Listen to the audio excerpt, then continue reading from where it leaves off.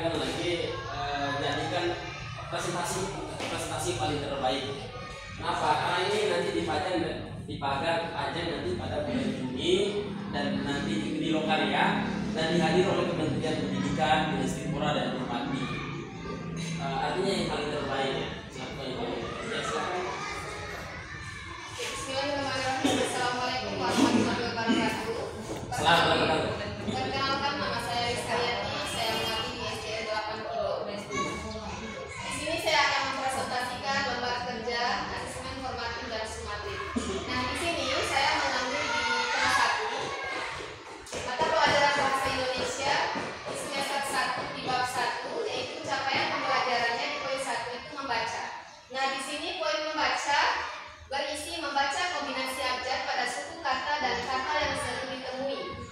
Nah, kemudian tujuan pembelajaran melalui kegiatan menunjukkan kata-kata yang diawali dengan bo dan bi. Peserta didik membaca suku kata yang diawali dengan huruf B dengan baik. Nah, kemudian poin 2, identifikasi bentuk asesmen yang akan dilakukan. Nah, di sini saya menggunakan rubrik penilaian membaca suku kata seperti tabel yang di bawah ini. Nah, kemudian poin ketiga, instrumen asesmen formatif.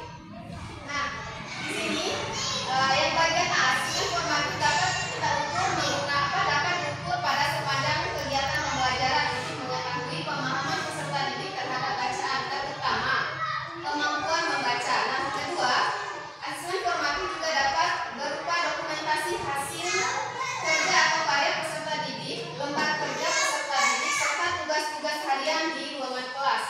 Nah, contoh instrumen formatif di sini saya menggunakan media kartu kata.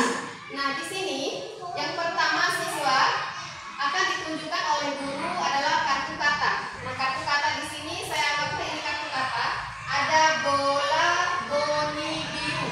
Nah, kartu kata ini berawalan bo dan berawalan bi. Nah, kemudian siswa mengikuti guru membaca kata-kata yang berawalan bo dan bi. Nah, kedua, guru mempersiapkan kartu kata yang berawalan bo dan bi. Nah, di sini guru akan membuat dua kolom di papan tulis yang bertuliskan kolom 1 bo dan kolom 2 itu bi.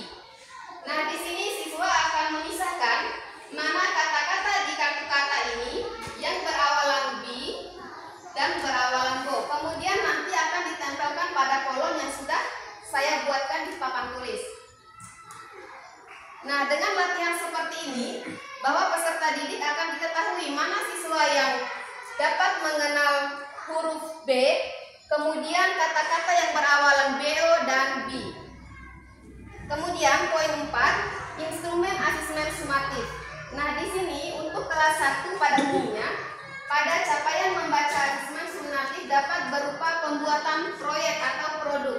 Nah, di sini saya akan menyuruh siswa pada akhir pembelajaran, sesudah selesai pembelajaran di semester 1 nanti, saya akan menyuruh mereka membuat produk kartu kata berawalan huruf B, yaitu dengan kemudian kartu kata itu akan dibacakan satu-satu di depan kelas, hasil karyanya, kemudian supaya mereka dapat dinilai oleh guru. Ini saya akan menyuruh mereka membuat produk, kemudian mereka membaca sendiri di depan kelas sebagai penilaian saya, sesuai dengan rubrik bentuk asesmennya. Kemudian yang bagian 5, pola pelaksanaan asesmen dan pengolahan hasil. Nah, poin pertama, pola pelaksanaan asesmen. Nah, di sini guru bisa menggunakan rubrik penilaian. Guru menggunakan rubrik penilaian membaca suku kata seperti pada tabel berikut. Nah, beri tanda centang pada baris nama peserta didik sesuai nilai. Misal, Ana dengan bilangan peserta didik mengenali salah satu dari bentuk dan bunyi huruf B, O, dan I. Misalnya, anak didik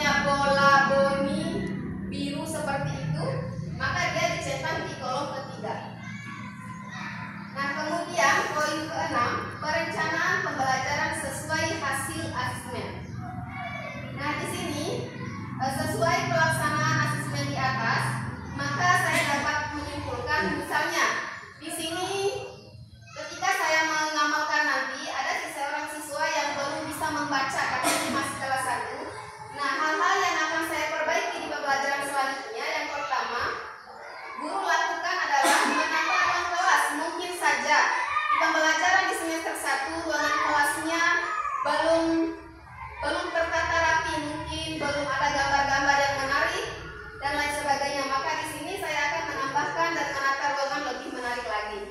Nah, kemudian yang kedua, saya akan menyiapkan alat peraga atau media yang lebih menarik perhatian siswa, sehingga seperti kartu-kartu kata bergambar atau berwarna. Mungkin saja kemarin pas semester 1 saya masih menggunakan media yang biasa.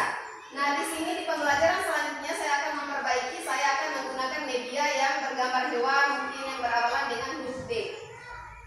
Kemudian poin 3, guru menggunakan model pembelajaran yang telah menekankan pada siswa untuk aktif. Nah, di sini guru akan memilih model pembelajaran mana sih yang akan menekankan bahwa siswa ini harus aktif, bukan guru saja yang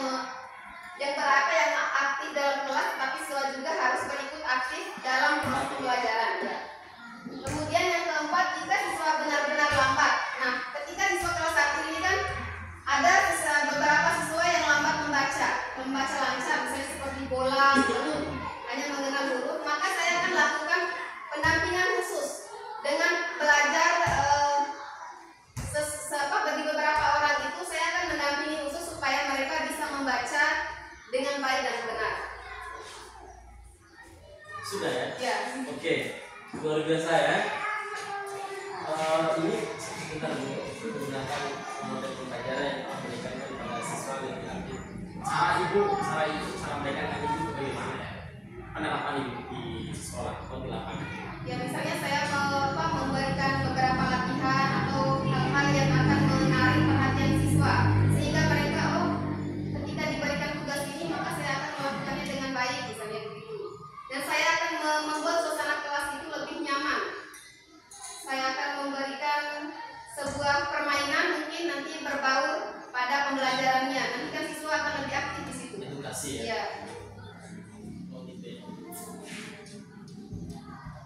Nah, ini kan masalah pemetaan ya, masalah pemetaan. Jika siswa benar-benar lambat kemampuannya itu, upaya guru ibu Liz untuk supaya pembinaannya lebih besar lagi, lebih meningkat lagi gitu. Bagaimana caranya? Sehingga anak itu kemampuan mereka tapi ditangani khusus gitu. Bagaimana upaya yang dilakukan? Ya, pada poin 4 ini saya akan mendampingi khusus, misalnya kalau belum ada kesempatan di sekolah, ya di luar dari sekolah bisa ya. Cara mendampingi bagaimana ya? Misalnya ada